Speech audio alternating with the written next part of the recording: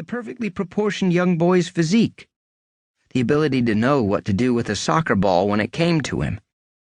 I wanted all of that for myself. The only thing of his that I didn't want, the only thing that, in fact, made me feel luckier than him, was his disease.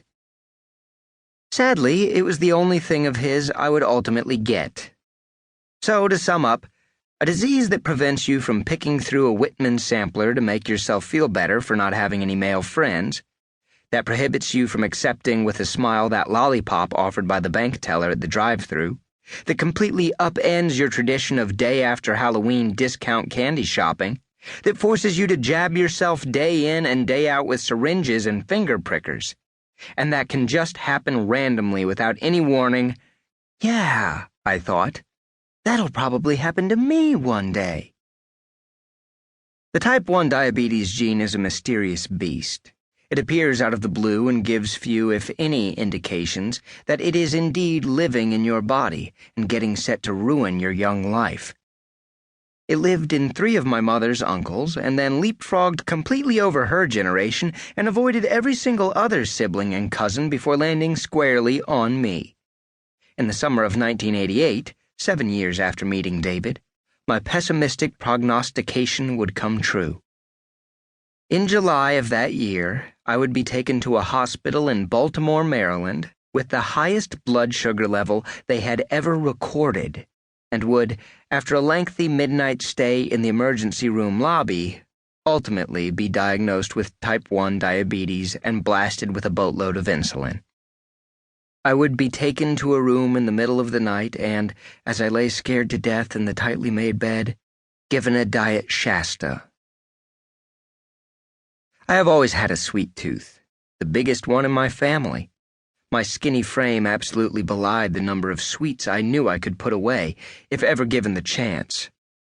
Luckily, I was never given too many chances, thanks to my vigilant mother, who didn't allow sodas in the house, didn't buy candy or sweets, and only occasionally made pies and cakes. Once a month, she would offer to buy each of us kids a box of sweet cereal. We called it our monthly cereal, and I, for one, took this agreement between mother and child very seriously indeed. But I was the only one.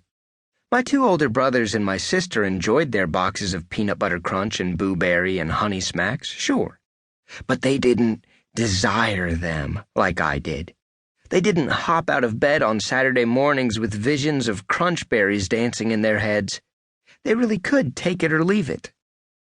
As a child, I looked forward with great pleasure to a time far in the future when I would reach full manhood and could live my own life, free of the constraints of a sensible mother's imposed dietary restrictions. A life full of moon pies, Little Debbies, Kit Kats, Fig Newtons, Cadbury Easter eggs, Hershey bar pies, Twinkies, and Girl Scout cookies, all washed down with a giant-assed yoo-hoo. This is the life I saw for myself as I sat at my desk in Mrs. Fleming's class, lazily gazing over at David as he reached into his desk to retrieve his blood glucose monitor and took out his horrible medieval instruments of death. He would momentarily use this mysterious equipment to prick himself, obtain a blood sample, and test his blood sugar level before enjoying his afternoon snack, a small collection of saltine and peanut butter crackers wrapped in tinfoil.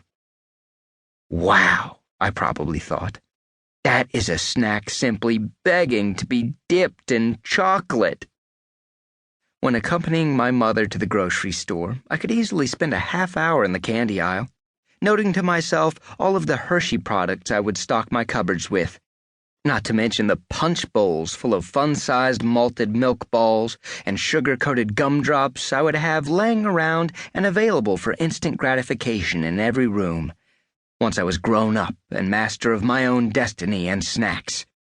Of course, on those trips, I would arrive home with not so much as a single solitary chunk of chocolate or piece of candy corn.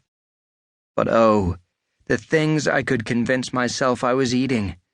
Crunch bars, Chips Ahoy, Cracker Jack, as I sat on the floor of our living room in front of the television, peeled a banana during my evening game shows, and, in a fit of profound gustatory frustration, shoved it into my mouth.